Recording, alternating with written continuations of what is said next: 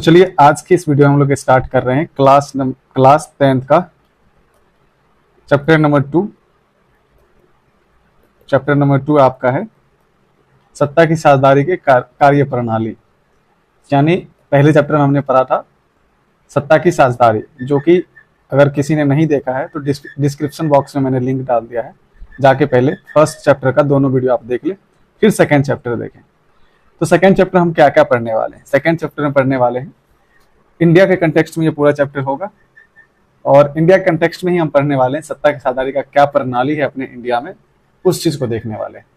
ठीक है, तो इसमें जो कार्य प्रणाली है वो फेडरलिज्म है। मैंने आपको फेडरलिज्म के बारे में इस चैप्टर में पढ़ना है। आगे इसी चैप्टर में आपको बिहार बोर्ड के अकॉर्डिंग अगर बात करें तो इसमें आपको पढ़ना है, आगे नेक्स्ट वीडियो जब लाएंगे तो उसमें आपको दलित पैंथर्स पढ़ना है, चिपको आंदोलन पढ़ना है, हाँ, नर्मदा बचाओ आंदोलन पढ़ना है।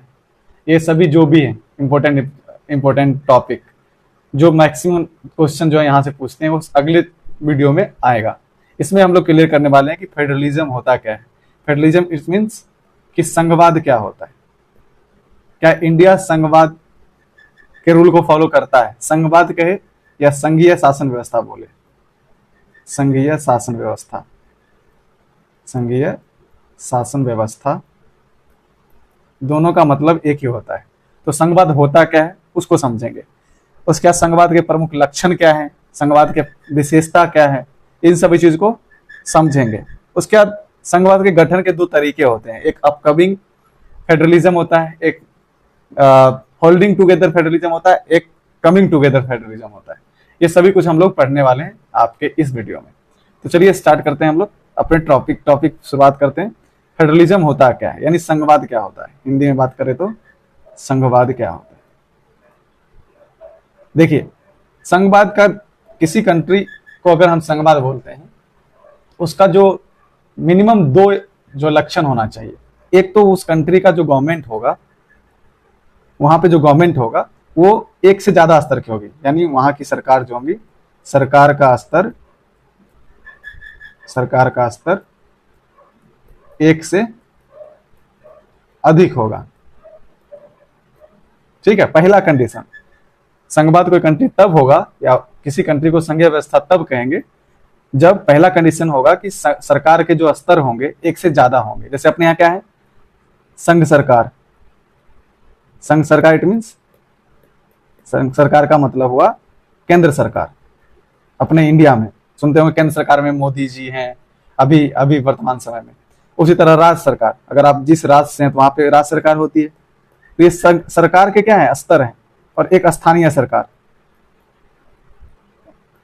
ठीक है, ये स्थानीय सरकार जो है वो आपका 1992 के बाद आया था। ये दो इंडिया में पहले से था।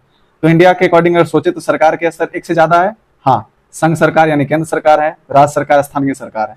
एक से ज्यादा, दो नहीं, दो से भी ज्यादा है अपने यहाँ। तो दो होगा, उसी में पहला कंडीशन फुलफिल हो जाएगा। दूसरा कंडीशन क्या है, ये जो स्तर की सरकार है, अलग अलग स्तर की सरकार है, इसके शक्ति का जो विवरण होगा, शक्ति का विभाजन संविधान में, किसमें, संविधान में लिखित रूप से वर्णन होगा, लिखित रूप से वर्णित होगा। ये दो कंडीशन मस्ट है कोई भी देश के संघवाद होने का कंडीशन है। या पहला कि कोई देश है वहां पे सरकार के स्तर एक से ज्यादा है। दूसरा, वो जो अलग अलग स्तर की सरकारें हैं उनके शक्ति का जो विभाजन है स्पष्ट रूप से संविधान में लिखित होगा। अगर इस चीज को आप देखेंगे तो इंडिया ये फॉलो करता है, तो इंडिया यानी संघवाद है। ठीक है, इसके बाद भी कुछ कुछ कंडीशन है, लेकिन ये प्राइमरी है, यानी ये दो कंडीशन जो भी कंट्री फुलफिल करेगा, जहां पे सरकार के स्तर एक से ज्यादा होंगे और संविधान में उसके शक्ति का विभाजन होगा, यानी केंद्र सरकार और राज्य सरकार का अलग अलग पावर जो है संविधान में लिखित होगा, वैसे देश को हम लोग संघीय व्यवस्था या संघवाद कहते हैं। क्लियर? अब चलिए, अब समझ लिख लीजिए यहाँ पे परिभाषा। संघवाद एक ऐसी शासन व्यवस्था है जिसमें सत्ता को केंद्र सरकार और राज्य सरकारों के बीच संवैधानिक रूप से बांटा जाता है। ये एक सटीक रूप से छोटा सा डेफिनेशन है, बाकी आप हमने जो ऊपर बताया वैसे भी आप लिख सकते हैं कि संघवाद शासन व्यवस्था वैसी व्यवस्था को कहते हैं जिसमें सरकार के स्तर एक से ज्यादा होते हैं, जैसे केंद्र सरकार, राज्य सरकार, स्थानीय सरकार, और उसके शक्ति का विभाजन संविधान में वर्णित होता है। ठीक है, तो यहाँ भी वही चीज है, लेकिन ये शॉर्ट में है। दोनों तरीके से आप अपने लैंग्वेज में लिख सकते हैं। संघवाद के प्रमुख लक्षण, शक्ति का विभाजन होगा, संविधान में केंद्र और राज्य के अधिकार स्पष्ट रूप से लिखे होंगे, जो मैंने आपको बता दिया है। संविधान की सर्वोच्चता होगी, यहाँ पे जो होगा संविधान जो है, जो सरकार होगी उससे भी ऊपर होगा। ये नहीं कि सरकार जो है संविधान के ऊपर होगा, संविधान के अकॉर्डिंग राज्य सरकार और केंद्र सरकार को चलना होगा। और इसी संविधान में जो है दोनों के पावर निहित होते हैं, दोनों का मतलब केंद्र सरकार और राज्य सरकार के। और यहाँ पे एक स्वतंत्र न्यायपालिका होगी जो राज्य और केंद्र के बीच का जो विवाद है वो सुलझाएगा। ये लक्षण है। बाकी अगर संघवाद का डेफिनेशन लिखना है तो वो आप लिख सकते हैं, और यहाँ पे जो लिखा हुआ है आप इसको नोट डाउन कर लेंगे अपने नोट्स में। चलिए, संघवाद की विशेषता क्या होना चाहिए। देखिए, संघवाद का विशेषता, नागरिकों की दोहरी पहचान, यहां से स्टार्ट करते हैं, सॉरी, यहां से देखिए, संघवाद के संघीय शासन व्यवस्था या संघवाद की विशेषताएं निम्नलिखित रूप से अंकित कर सकते हैं आप। पहला, संघीय शासन व्यवस्था में सर्वोच्च सत्ता केंद्र सरकार और उनकी विभिन्न अनुषंगिक इकाइयों के बीच होती है, यानी केंद्र सरकार प्लस राज्य सरकार, स्थानीय सरकार या अलग अलग स्तर की जो सरकारें होती है उनके बीच में क्या होती है, सत्ता का विभाजन होता है। ठीक है, सारा जो सत्ता होता है, देखो यहाँ लिखा हुआ है सर्वोच्च सत्ता जो होता है केंद्र सरकार, उसकी विभिन्न अनुषंगिक इकाइयों के बीच होता है। तो अपने यहाँ क्या है, केंद्र सरकार के पास भी है, राज्य सरकार के पास भी है, स्थानीय सरकार के पास भी है, सब अपना अपना रूल रेगुलेशन बनाते हैं और चलाते हैं। संघीय व्यवस्था में दोहरी सरकार होती है, मैंने पहले बता दिया था, सरकार के स्तर एक से ज्यादा होंगे तो दोहरी स्तर की सरकार होती है। एक केंद्रीय स्तर की सरकार जिसका अधिकार क्षेत्र राष्ट्रीय महत्व के विषय पे होता है, और वहीं दूसरा जो होता है प्रांतीय या क्षेत्रीय सरकारें होती है जिनका अधिकार क्षेत्र स्थानीय विषयों पे, स्थानीय महत्व के विषयों पे होता है। ये सब तो जनरल चीज है, आप समझ गए होंगे, मैंने पहले पेजों जो समझाया उसके अकॉर्डिंग। जब संघीय शासन व्यवस्था होगा उसमें दोहरी नागरिकता होती है, नागरिकों की दोहरी पहचान होती है। जैसे कि आप अपने पे लेके चलिए, कोई भी चीज अपने इर्द गिर्द, अपने स्टेट, अपने कंट्री से जोड़ के देखोगे तो जल्दी समझ आएगा। जैसे कि इंडिया, आप कहते हैं हम भारतीय हैं, ठीक है, और आप वही कहते हैं हम बिहारी हैं, बंगाली हैं, पंजाबी हैं, मराठी हैं, कुछ भी बोलते हैं। एक तो पूरे राष्ट्र का आपका पहचान होता है, और एक पहचान जो होता है वो आपके क्षेत्र विशेष से संबंधित होते हैं। ठीक है, अब चलिए, ये हो गया, नागरिकों की दोहरी पहचान होती है और वे अपने क्षेत्र के भी होते हैं और राष्ट्र के भी होते हैं। जैसे हम में से कई बिहारी, बंगाली, मराठी होने के साथ साथ भारतीय भी होते हैं। ठीक है, दोहरे स्तर पर शासन की विस्तृत व्यवस्था लिखित संविधान के द्वारा की जाती है। मैंने पहले ही बता दिया, संघवाद का जो है वो डेफिनेशन में ये आता है कि उसके दोहरे स्तर की जो शासन व्यवस्था होती है, अलग अलग स्तर की सरकारें होती हैं, उनका जो स्रोत होता है, शक्ति का स्रोत होता है, वो संविधान होता है, उसमें लिखित रूप से उनके शक्ति का विवरण होता है। विभिन्न स्तरों की सरकारों के अधिकार संविधान में स्पष्ट रूप से लिखे होते हैं, मैं पहले ही बता दिया ये सब चीज। इसीलिए दोनों सरकारों के अधिकारों और शक्तियों का मूल स्रोत है। आपसे पूछेगा संघवादी शासन व्यवस्था में केंद्र सरकार और राज्य स्तर की सरकार जो होती है उसका शक्ति का मूल स्रोत क्या होता है, तो संविधान होता है ना। तो ये भी एक तरीके से उसकी विशेषता है। संविधान के मूल प्रावधानों को किसी एक स्तर की सरकार जो अकेले नहीं बदल सकता है, इसके लिए दोनों स्तर की सरकारें की सहमति एवं विशेष प्रक्रिया अपनाई जाती है। अब ध्यान दीजिए, यहाँ पे अगर संविधान में कुछ मूल प्रावधान इट मीन्स ऐसा प्रावधान जो उसमें बदलाव करने से केंद्र और पूरे देश के साथ साथ, ठीक है, हर एक राज्य पे भी इम्पैक्ट करता हो, प्रभाव डालता हो, ऐसे चीज को अगर बदलना है तो संसद जो होंगे, यानी केंद्र सरकार की जो विधायिकांग होती है वो संसद होती है, तो संसद के साथ साथ यानी केंद्र सरकार के साथ साथ राज्य सरकार की सहमति भी जरूरी है।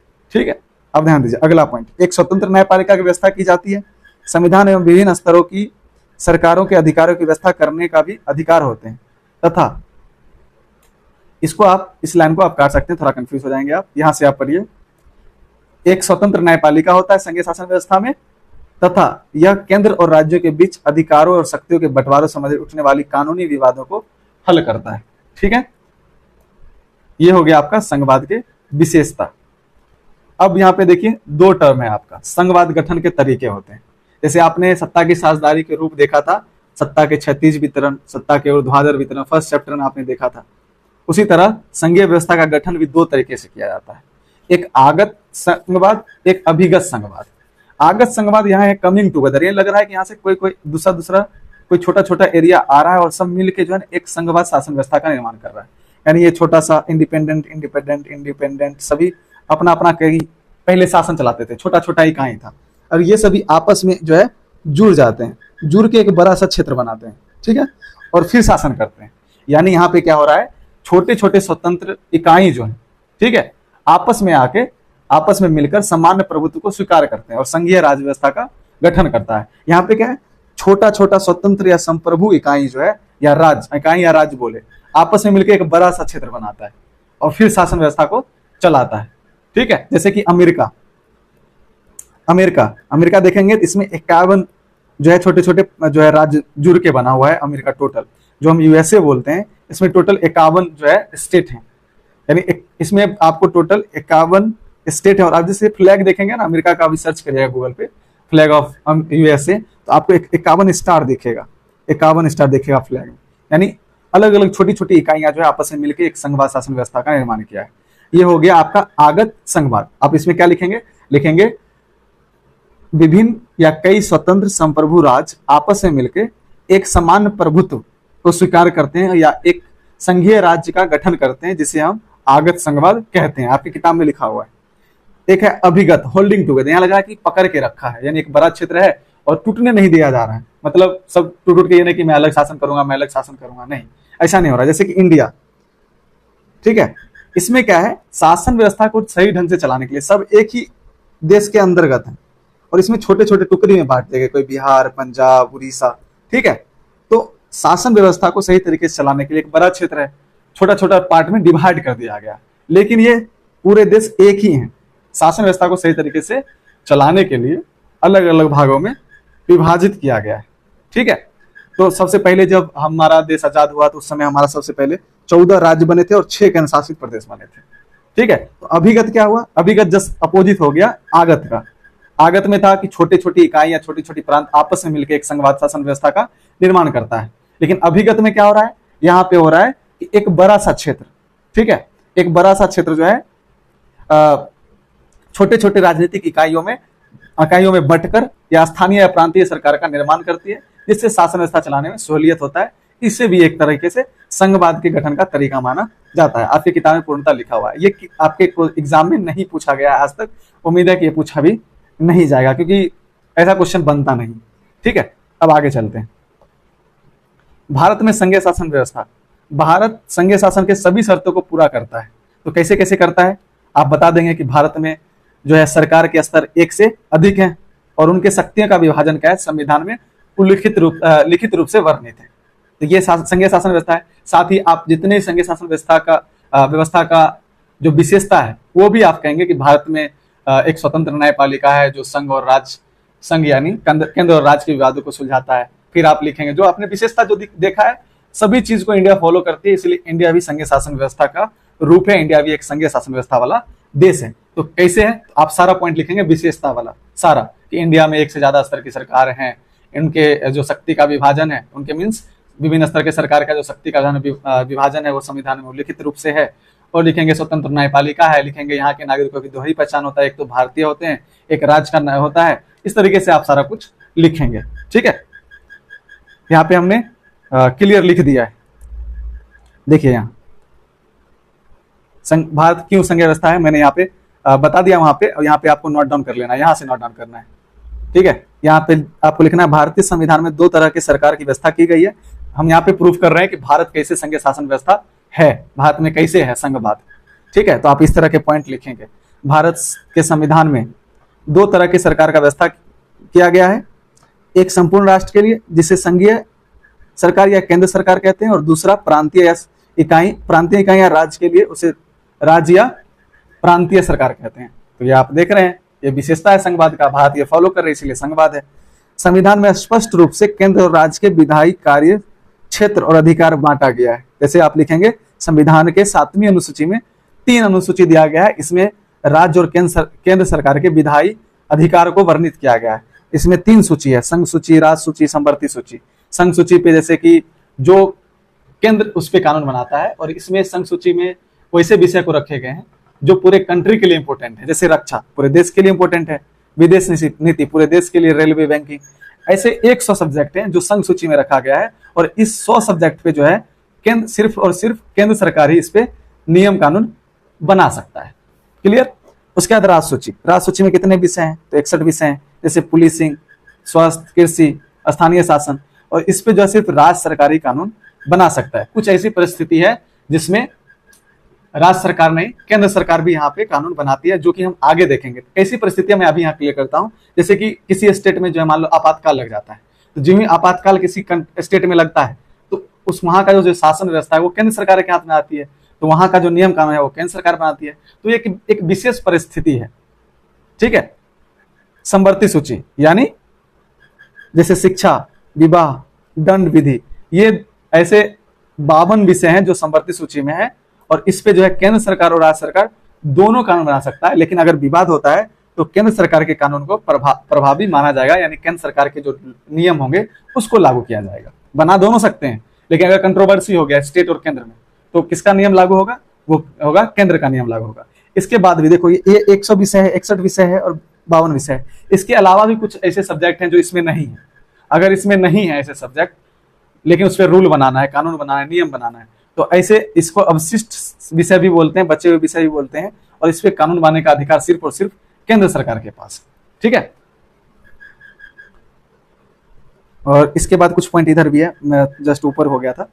भारतीय संविधान को कठोर बनाया गया है ताकि केंद्र और राज्य के बीच अधिकार के बंटवारों में आसानी से और राज्यों के सहमति के बिना फेरबदल ना किया जाए। यानी कि अगर जैसे कि राज्य सूची है, ठीक है, राज्य सूची के अधिकार से यानी राज्य सूची के सब्जेक्ट से उसमें जो विषय हैं 61 या 64 जो भी है, कितना है 61 है ना, एक मिनट, जो 61 विषय हैं, अगर इसमें से कुछ सब्जेक्ट मान लो केंद्र सरकार अपने हाथ में लेना चाहती है और वहां पे आपातकाल वगैरह नहीं है, कानून बना के कहना चाह रही है कि राज्य सरकार के ये कुछ सब्जेक्ट हैं जो मैं केंद्र सरकार में केंद्र सूची में डालना चाहता हूँ, संसद ऐसा कानून बनाना चाहता है, ठीक है, और ट्रांसफर करना चाहता है राज्य सूची से संघ सूची में कुछ सब्जेक्ट को, तो ऐसे परिस्थिति में ऐसे संशोधन करना पड़ेगा। और संसद जो है 2/3 बहुमत के साथ साथ कम से कम आधे राज्य की जो विधानसभा हो उसकी मंजूरी के बाद ही क्या कर सकती है, ऐसे काम कर सकती है। और अगर कुछ ऐसे प्रावधान को चेंज करना चाहती है, मैंने पहले ही बताया था, अगर केंद्र सरकार कुछ ऐसे प्रावधान को चेंज करना चाहती है जिसका इफेक्ट राज्य पे भी पड़ता है, ठीक है, तो इसमें भी राज्य की अनुमति या अनुमोदन की जरूरत पड़ती है। जैसे कि मान लो राष्ट्रपति का चुनाव, तो राष्ट्रपति के चुनाव में राज्य के विधानसभा से लोग भाग लेते हैं, संसद से भी भाग लेते हैं, तो राज्य से भी भाग ले रहे हैं, सभी राज्य से भी भाग ले रहे हैं, तो ये कहीं ना कहीं स्टेट को भी इम्पैक्ट करेगा। अगर राष्ट्रपति के चुनाव प्रक्रिया में कुछ बदलाव करना है तो इसके लिए संसद के विशेष बहुमत तो चाहिए ही, उसके साथ साथ कम से कम 50 राज्य के जो विधानसभा 50% राज्य के विधानसभा से अनुमोदन की भी जरूरत पड़ती है, ठीक है। तो राष्ट्रपति के चुनाव प्रक्रिया में अगर बदलाव करना है तो राज्य से भी पूछना पड़ेगा भैया। संघ राज्य संबंध में जो 7वीं अनुसूची में जो विषय दिए गए हैं, ठीक है, इसके बारे में कुछ बदलाव करना है, कुछ ऐड करना है, कुछ फिर अदला बदली करना है, यानी राज्य सूची से केंद्र सूची, केंद्र सूची से राज्य सूची, इसमें भी आपको राज्य से पूछना पड़ेगा।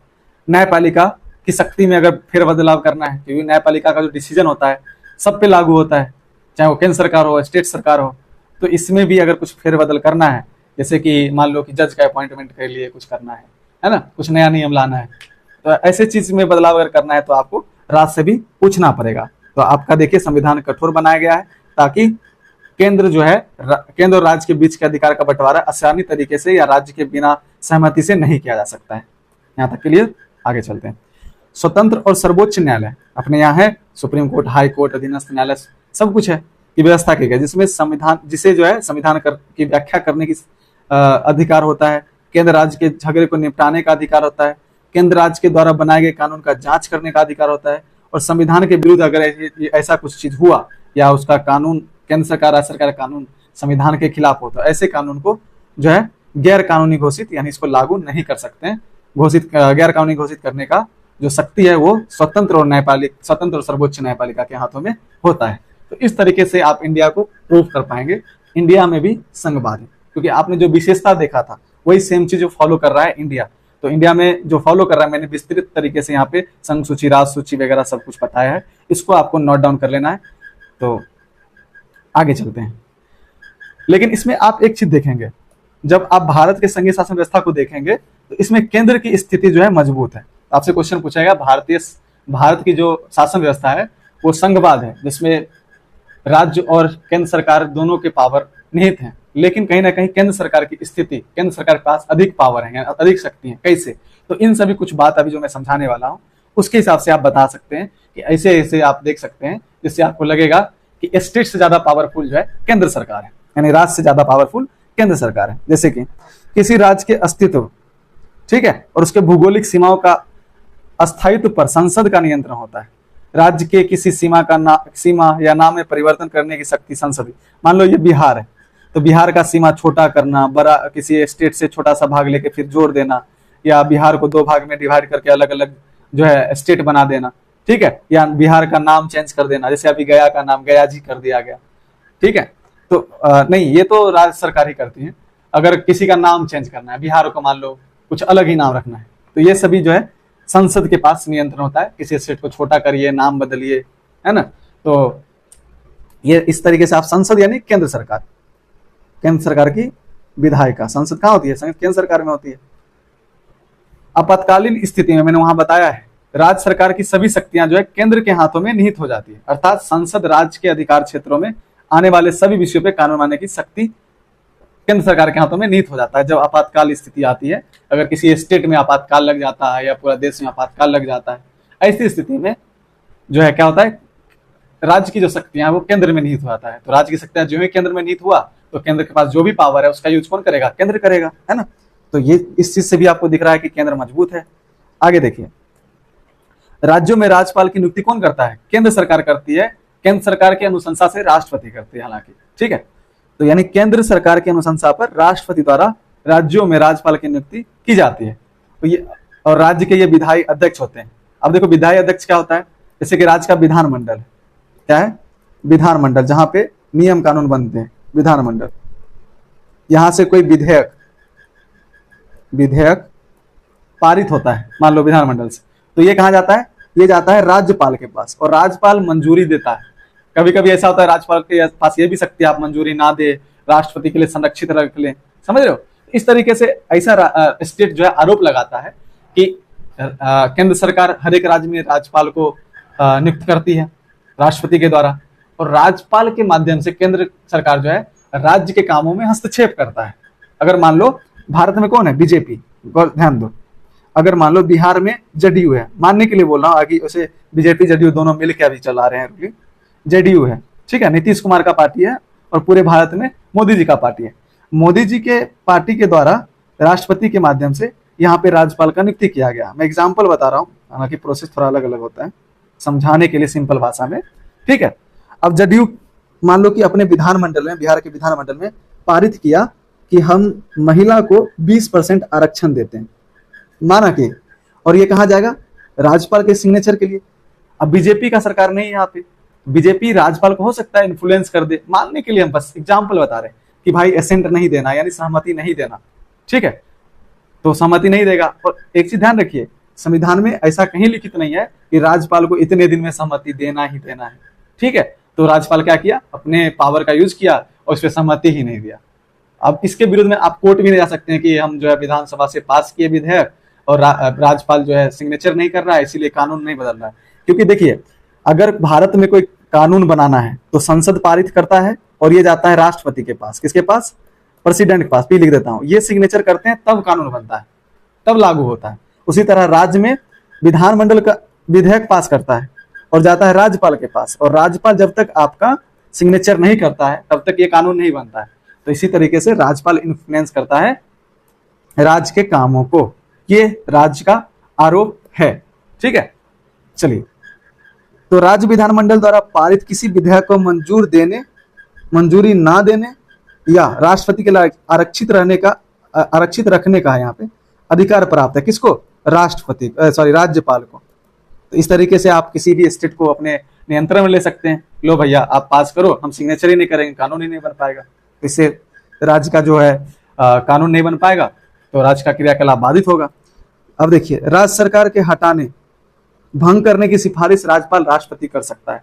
अगर राज्यपाल को ऐसा लगता है कि यहाँ पे जो राज्य सरकार है, यहाँ की राज्य सरकार संविधान के अनुसार काम नहीं करता है, तो राष्ट्रपति को वो सलाह दे सकते हैं कि भैया यहाँ पे जो है राज्य सरकार संविधान के अकॉर्डिंग काम नहीं कर रहा है, इसीलिए जो है बर्खास्त कर दिया जाए यहाँ की सरकार को और राष्ट्रपति शासन लगा दिया, जिसमें राष्ट्रपति शासन लगेगा सभी शक्ति केंद्र के पास चला जाता है। तो इस तरीके से आपको केंद्र कहीं ना कहीं मजबूत देखने को मिल रहा है। क्लियर। अब अगला है कि भाषा नीति, आपका टॉपिक है भाषा नीति। इसमें कुछ नहीं पढ़ना है, बस इतना जानना है आपको, भारत के संविधान के अनुसूची 8 में 22 भाषा है, 22 संवैधानिक भाषा है, लिख लीजिए, संवैधानिक भाषा है। और इसमें से कोई राष्ट्रीय भाषा अपना नहीं है, राष्ट्रीय भारत का कोई भी राष्ट्रीय भाषा नहीं है। आप कहेंगे सर गलत बता रहे हैं। हाँ देखो, अगर आपके एग्जाम में आता है कि भारत का राष्ट्रीय भाषा क्या है तो हिंदी मारना है, लेकिन ऑफिशियली कहीं भी कोई रूल रेगुलेशन से पास नहीं किया, कई डॉक्यूमेंट्स में, कोई संविधान में कहीं नहीं लिखा हुआ है कि भारत का राष्ट्रीय भाषा जो है हिंदी है। बहुत सारे लोग हिंदी बोलते हैं इसलिए कंसीडर किया गया। हाँ, हिंदी व अंग्रेजी जो है ये ऑफिशियल भाषा है, यानी राज्य के ऑफिस वगैरह में जो काम करते हैं उसमें हिंदी और अंग्रेजी का जो है प्रयोग किया जाता है। तो कोई भी भारत का राष्ट्रीय खेल नहीं है, राष्ट्रीय पिता नहीं है, राष्ट्रीय भाषा नहीं है। लेकिन अगर आपसे पूछेगा राष्ट्रीय खेल क्या है तो आप बताएंगे हॉकी, ठीक है। लेकिन कहीं पे ऐसा कुछ लिखा नहीं है, कहीं नहीं लिखा है कि भारत के राष्ट्रपिता महात्मा गांधी है, लेकिन आपको बताना है क्योंकि उनका इंपॉर्टेंस रोल रहा है और सब लोग मानते हैं, ऐसा माना जा रहा है तो मानना है, ठीक है। हॉकी इसीलिए राष्ट्रीय खेल माना जाता है क्योंकि एक समय था कि भारत ने लगातार वर्ल्ड कप जीते थे 4-5 बार, लेकिन कहीं पे ऐसा कुछ रूल रेगुलेशन से पास नहीं किया गया कि भारत का राष्ट्रीय खेल ये माना जाए, लेकिन आपको बोलना है, ठीक है। तो भाषा नीति ये है। संविधान भाषा नीति में किसी भी भाषा को जो है राष्ट्रीय भाषा क्यों नहीं बना गया। आपने पहला चैप्टर पढ़ा सिंहली, क्या पढ़ा? सिंहली। सिंहली में क्या हुआ था? सिंहली में श्रीलंका आपने पढ़ा था, उसमें आपने पढ़ा कि जो सिंहली लैंग्वेज है उसको राष्ट्रीय भाषा बना दिया, तो तमिल लोग क्या हुए थे? नाराज हो गए, उसके बाद उग्र हो गए, इससे लड़ाई करने लगे, गृह युद्ध हो गया और बहुत सारे कारण थे। तो संविधान इसी भारत में भी भाषा, किसी भाषा को जो है नेशनल लैंग्वेज नहीं बनाया जा रहा है, घोषित नहीं किया जा रहा है, ताकि जो अलग अलग भाषा समुदाय के लोग हो उसमें से किसी को ठेस ना पहुंचे, ठीक है। इसीलिए बस इतना ही पढ़ना है आपको। अनुसूची 8 में 22 संवैधानिक भाषा है। आपसे राष्ट्रीय भाषा पूछेगा तो आप हिंदी मारेंगे। क्यों नहीं बनाया गया? आप बोलेंगे भारत एक विविधता वाली देश है, यहाँ पे अलग अलग भाषा के बोलने वाले लोग हैं, किसी को किसी तरीके से तकलीफ ना हो, किसी भाषा समुदाय को ऐसा ना लगे कि सरकार हमारे भाषा को निगलेक्ट कर रही है, इसीलिए जो है किसी भाषा को राष्ट्रीय भाषा नहीं बनाया गया। आप एग्जाम्पल भी दे सकते हैं, जैसे कि श्रीलंका में आप देख सकते हैं कि सिंहली भाषा को राष्ट्रीय भाषा बना दिया गया और विभिन्न कारणों के कारण से तमिल और सिंहली में जो है संघर्ष हो गए थे, तो जो कि एक बेहतर स्थिति नहीं होता है किसी देश के लिए, इसीलिए किसी भाषा को भारत में राष्ट्रीय भाषा नहीं बनाया गया। इसी तरह से आपको लिखना है और इससे ज्यादा क्वेश्चन आपको कहीं नहीं पूछता। ऑब्जेक्टिव पूछेगा भारत के जो 22 संवैधानिक भाषा किस अनुसूची में, तो 8 में। भारत में किसने संवैधानिक भाषा है, तो 22। इससे ज्यादा कुछ नहीं पूछता है। अब ये लास्ट टॉपिक है आपका इस वीडियो में, केंद्र राज्य संबंध, सेंटर और स्टेट रिलेशनशिप। इसमें कुछ नहीं है बुआ, इसमें यह है कि देखो, अगर सेंटर और स्टेट, और इधर भी सेंटर और स्टेट, पहले इस साइड वाले हम समझते हैं, इस साइड वाला, अगर सेंटर में बीजेपी है, मानने के लिए बता रहा हूं, और स्टेट में भी बीजेपी है, स्वाभाविक है इसका रिलेशन अच्छा होगा, हाँ या नहीं? हाँ।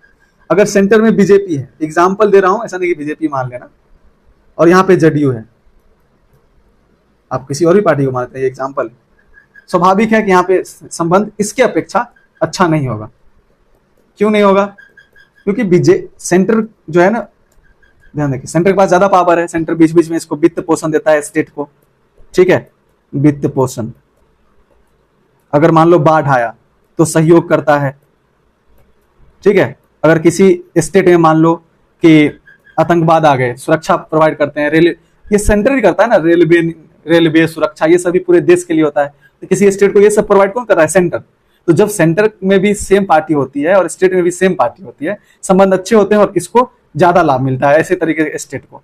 लेकिन जब सेंटर में अलग पार्टी होती है और स्टेट में अलग पार्टी है, तो सेंटर की पार्टी कभी नहीं चाहेगी कि स्टेट पार्टी अच्छा काम करे और अगले चुनाव में फिर जीत जाए। सेंटर अपना मदद कम से कम देने का प्रयास करती है। अगर मान लो सेंटर स्टेट में सेम है और यहाँ पे बाढ़ आता है, तो यहाँ पे 100 रुपया का अनुदान अगर देगा, यानी तो 100 रुपया का सहयोग, और यहाँ पे मान लो सेंटर में कोई और है, स्टेट में कोई और है, तो यहाँ पे 50 रुपया देगा। समझ रहे हो? इसी तरीके से आपको आपके चैप्टर में पढ़ना है सेंटर स्टेट रिलेशनशिप, कि जब सेंटर और स्टेट में सेम पार्टी होती है, समान पार्टी होती है, तो संबंध क्यों अच्छा होता है? इसीलिए अच्छा होता है कि दोनों सेम पार्टी के होते हैं, दोनों के बीच का समन्वय अच्छा होता है, हाँ, दोनों एक दूसरे के विरोध में नहीं होते हैं, सेंटर स्टेट के बीच रिलेशनशिप बेहतर होते हैं। और ऐसा कब देखा गया? ऐसा शुरुआत में देखा गया आजादी से 1947 जब हम आजाद हुए, पहला इलेक्शन 1951-52 में हुआ, ठीक है, उससे लेके जब तक एकल पार्टी रहा, यानी सेंटर में भी कांग्रेस, स्टेट में भी कांग्रेस रहा, तब केंद्र राज्य संबंध अच्छे थे।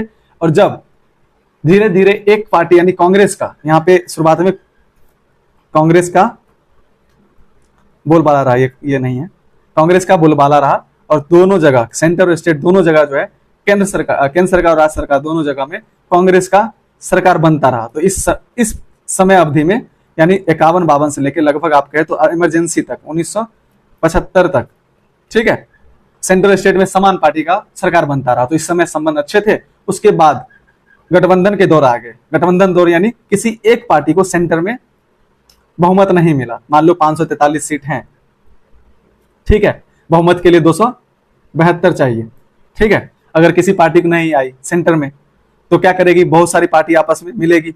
जब बहुत सारी पार्टी आपस में मिलेगी तो ये अपना मनमाना किसी स्टेट में नहीं चला पाएगा, क्योंकि अगर मान लो ये एक्स है, वो वाई है, ये जेड है, और यहाँ पे जेड पार्टी की सरकार है, सेंटर में ये तीनों मिलके बनाया, किसी एक पार्टी को नहीं आया, इसको गठबंधन की सरकार बोलते हैं। जब किसी एक पार्टी को गठबंधन सरकार में आप क्या लिखेंगे?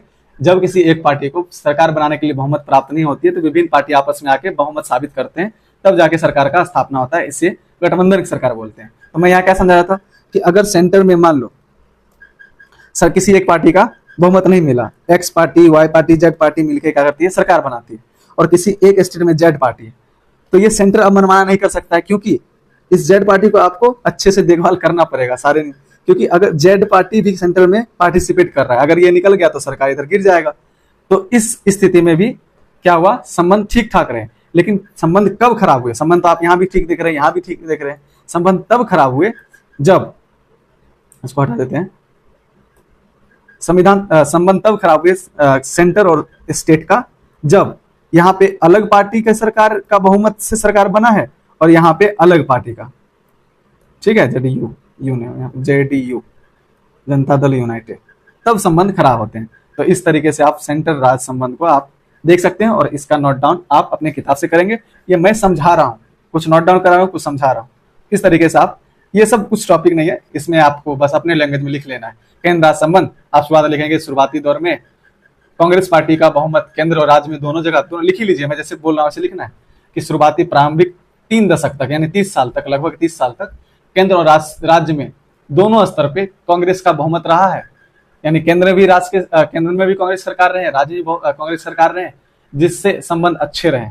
लेकिन बाद में धीरे धीरे केंद्र में किसी और पार्टी की सरकार बने, राज्य में किसी और क्षेत्रीय पार्टी का सरकार बना, जिससे केंद्र राज्य संबंध बिगड़ते गया। लेकिन कुछ परिस्थिति ऐसे भी आई है जब गठबंधन की सरकार बनाई गई है तो स्टेट को कहीं ना कहीं लाभ हुआ। इस तरीके से आपको लिखना है, आपके अपने किताब की मदद से, हमारे वीडियो की मदद से। ये हो गया आपका वीडियो खत्म, यहीं पे मिलते हैं नेक्स्ट वीडियो में। तो नेक्स्ट वीडियो हम लोग क्या पढ़ने वाले हैं वो सारा कुछ यहाँ पे आपको बता देता हूँ।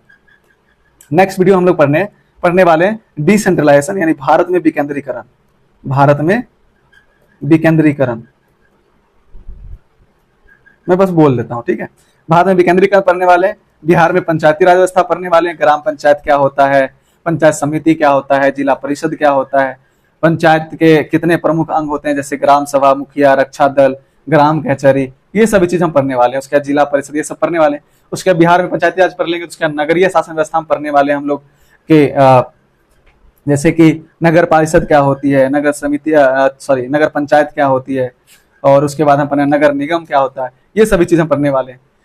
और उसके बाद नेक्स्ट चैप्टर में, हमने शुरुआत में गलत बोल दिया था, नेक्स्ट चैप्टर में, थर्ड चैप्टर जब आएंगे या फोर्थ चैप्टर में, पता नहीं मुझे, उसमें जो इम्पोर्टेंट है आपका, जैसे कि चिपको आंदोलन, नर्मदा बचाओ आंदोलन, तारी विरोधी आंदोलन, ये सभी आंदोलन, और बिहार का छात्र आंदोलन, ये सब बहुत इंपॉर्टेंट है आपके एग्जाम के लिए। और अभी जो सेकंड वीडियो आएगा इसका, वो भी बहुत इंपॉर्टेंट है। भारत में विकेंद्रीकरण क्या हुआ, पंचायत क्या होते हैं, मुखिया क्या होते हैं, पंचायत समिति क्या होता है, क्योंकि जो चीज आप देखते हैं सोसाइटी में, मुखिया जी आए, सरपंच जी आए, कैसे बनते हैं, कौन बन सकता है, रक्षा दल के मेंबर कौन बन सकता है, ग्राम सभा कितने बार लगने चाहिए, सभी चीजें आपको वीडियो नंबर सेकंड में बताने वाले। तो वीडियो कैसा लगा कमेंट सेक्शन में बताइएगा। तब तक के लिए जय हिंद, जय भारत। मिलते हैं नेक्स्ट वीडियो में। Thank you so much.